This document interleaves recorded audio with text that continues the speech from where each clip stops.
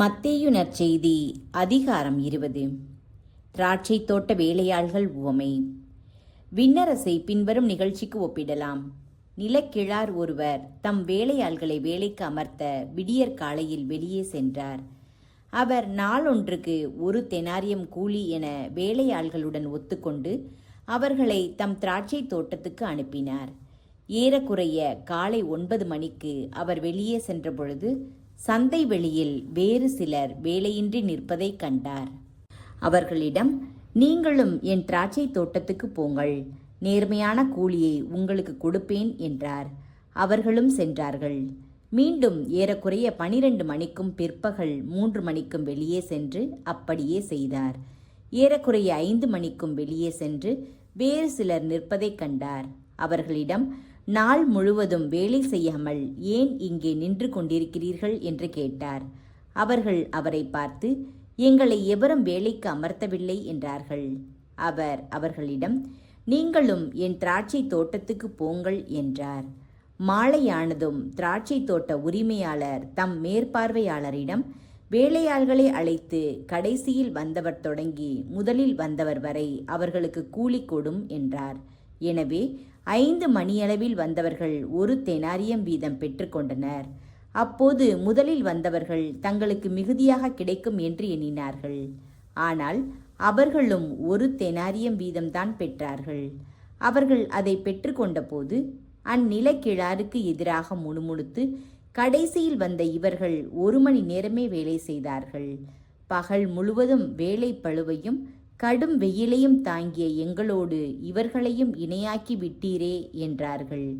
அவரோ அவர்களுள் ஒருவரை பார்த்து, தோழரே, நான் உமக்கு அநியாயம் செய்யவில்லை. நீர் என்னிடம் 1 தெனாரியம் கூலிக்கு ஒத்துக்கொள்ளவில்லையா? உமக்குரியதை பெற்றுக்கொண்டு போய்விடும்.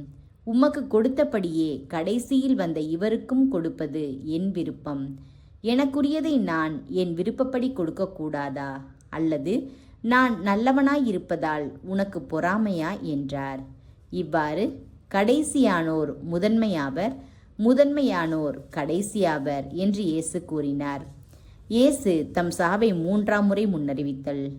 இயேசு எருசலேமை நோக்கி செல்லும் வழியில் 12 சீடரையும் தனியே அழைத்து, இப்பொழுது நாம் எருசலேமுக்கு செல்கிறோம்.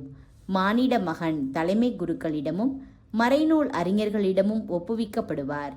அவர்கள் அவருக்கு மரண தண்டனை விதிப்பார்கள்.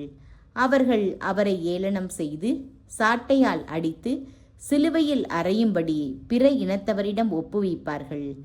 ஆனால் அவர் 3ஆம் நாள் உயிருடன் எழுப்பப்படுவார் என்று அவர்களிடம் கூறினார். செபதேயுவின் மக்கள் சார்பில் வேண்டுகோள். பின்பு செபதேயுவின் மனைவி தம் மக்களோடு ஒரு வேண்டுகோள் விடுக்குமாறு இயேசுவிடம் வந்து பணிந்து நின்றார். உமக்கு என்ன வேண்டும் என்று இயேசு அவரிடம் கேட்டார். அவர், நீர் ஆட்சி புரியும் போது என் மக்களாகிய இவர்கள் இருவருள் ஒருவன் உமது அரியணையின் வலப்புறமும் இன்னொருவன் இடப்புறமும் அமரச் செய்யும் என்று வேண்டினார். அதற்கு இயேசு, நீங்கள் என்ன கேட்கிறீர்கள் என உங்களுக்கு தெரியவில்லை. நான் குடிக்கப் போகும் துன்பக் கிண்ணத்தில் உங்களால் குடிக்க இயலுமா என்று கேட்டார். அவர்கள், எங்களால் இயலும் என்றார்கள். அவர் அவர்களை நோக்கி, ஆம், என் கிண்ணத்தில் நீங்கள் குடிப்பீர்கள். ஆனால் என் வலப்புறத்திலும் இடப்புறத்திலும் அமரும்படி அருளுவதோ எனது செயல் அல்ல. மாறாக அவ்விடங்களை என் தந்தை யாருக்கு ஏற்பாடு செய்திருக்கிறாரோ அவர்களுக்கே அவை அருளப்படும் என்றார். இதை கேட்டுக்கொண்டிருந்த 10 பேரும் அச்சகோதரர் 2 மீதும் கோபம் கொண்டனர். இயேசு அவர்களை வரவழைத்து, பிற இனத்தவரின் தலைவர்கள் மக்களை அடக்கி ஆளுகிறார்கள். உயர்குடி மக்கள் அவர்கள் மீது தங்கள் அதிகாரத்தை காட்டுகிறார்கள். இதை நீங்கள் அறிவீர்கள். உங்களிடையே அப்படி இருக்கக்கூடாது. உங்களுள் பெரியவராக இருக்க விரும்புகிறவர் உங்கள் தொண்டராய் இருக்கட்டும். உங்களுள் முதன்மையானவராக இருக்க விரும்புகிறவர் உங்களுக்கு பணியாளராக இருக்கட்டும். இவ்வாறே மானிட மகனும் தொண்டு ஏற்பதற்கு அல்ல, தொண்டு ஆற்றுவதற்கும் பலருடைய மீட்புக்கு ஈடாக தம் உயிரை கொடுப்பதற்கும் வந்தார் என்று கூறினார். பார்வையற்றோர் 2 பார்வை பெறுதல். அவர்கள் எரிக்கோவை விட்டு வெளியே சென்றபோது பெரும் திரளான மக்கள் அவரை பின்தொடர்ந்தனர். அப்பொழுது வழியோரத்தில் உட்கார்ந்திருந்த பார்வையற்றோர் இருவர் இயேசு அவ்வழியே கடந்து செல்கிறார் என்று கேள்விப்பட்டு, ஆண்டவரே, தாவீதின் மகனே, எங்களுக்கு இரங்கும் என்று கத்தினர். மக்கள் கூட்டத்தினர் அவர்களை பேசாதிருக்குமாறு அதட்டினர்.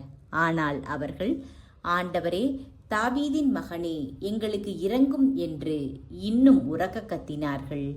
இயேசு நின்று அவர்களை கூப்பிட்டு, நான் உங்களுக்கு என்ன செய்ய வேண்டும் என விரும்புகிறீர்கள் என்று கேட்டார். அதற்கு அவர்கள், ஆண்டவரே, எங்கள் கண்களை திறந்தருளும் என்றார்கள். இயேசு பரிவு கொண்டு அவர்களுடைய விழிகளை தொட்டார்.